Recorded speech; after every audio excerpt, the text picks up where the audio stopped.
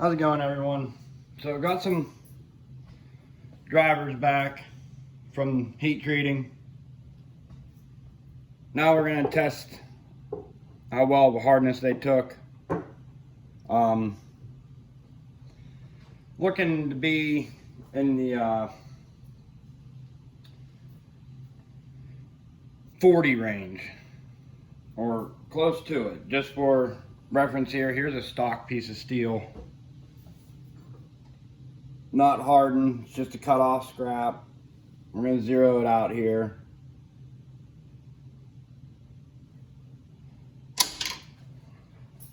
And we'll see how hard that is.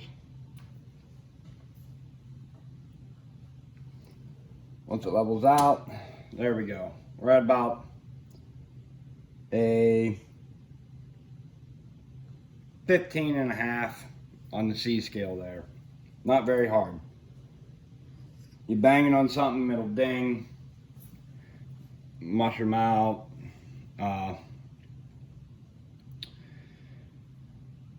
Bend, it'll take quite a bit to bend hex to begin with, but as far as whatever tip you were to cut into this, rather it be Wolfang or Super Steak, it would start to deform because it's quite soft still in that state. Now, what I like to try to get the steel near, this is a 3/4 inch Allen wrench. Obviously, if you've ever used big Allen wrenches in that before like this, they're ultra tough. They pretty much last a lifetime when working on stuff, unless you literally are purposely abusing them. But these are normally up in the high, near 50 range.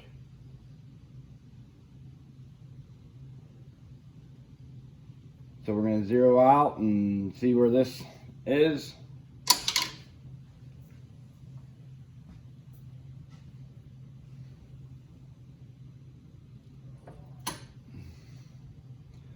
So about 48 there on the C scale. And that's a heavy duty tool there. Same process that tool goes through is what this driver goes through.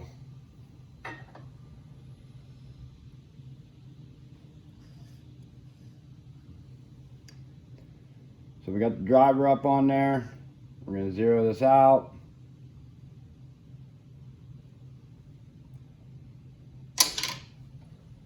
They normally end up about 40, which is still really hard on the C scale, especially for something you're going to be hitting with a hammer. So there is a too hard and too brittle point with metal, obviously. About 42 on the hardness there. So only 6 shy of the tool. Both started off as the same type of hex, except for this one's 3/4, this one's 5/8, and then went through pretty much the same process. And they turned out real nice. This is why I was painting them, but I'm no longer painting them. I'll leave that up to whoever gets them, wants to paint them, but they do turn out really, really nice once they come back from heat treat. This is a concrete floor here, so smack her out the floor, try to get it to focus. Nothing. Not even a mark at all. Now I know that doesn't demonstrate anything, but also shown in my other videos there, I put a Super Steak into the blacktop. Now, is it gonna last forever? No. It's a tool you're literally beating the crap out of every day. It's not gonna last forever. It doesn't matter. All I'm looking for is a good hardness to help it last longer you know, quite a few times longer than your standard material or metal. Also not too hard to where it starts to become too brittle and you start just snapping the tips off from them starting to go in sideways or whatnot, or you just keep pounding the crap out of them when they're hung up on something. But yeah, I just figured I'd go ahead and share that little example there of how I test the hardness of the drivers after they're done, and even the round stock ones are heat treated as well to this.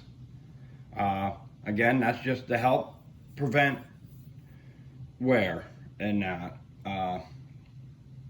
As far as bending, they're going to give at some point. And heat treating something this long too, sometimes they do pick up like a little warp. Nothing much.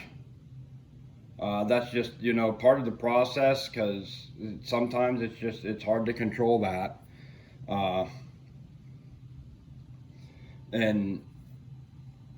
But as far as like the bending and everything, they do eventually succumb to the abuse, pretty much, like anything out there on the trap line.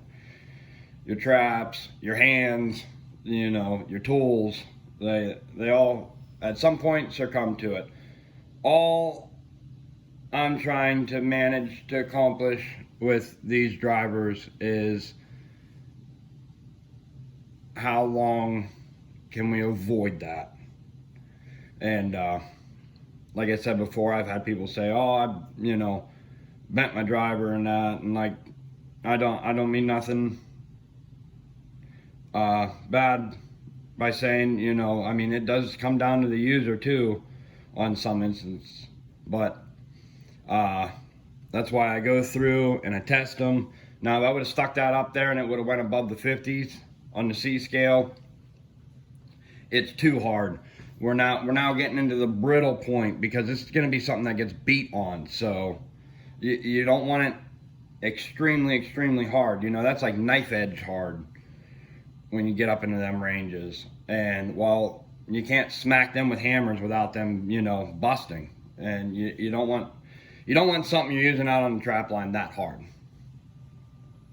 And that's why I go through the testing. I also take them, I'll stick them in a vise out there, and I'll feel and see if there is going to be an issue with the material prior to going to heat treat.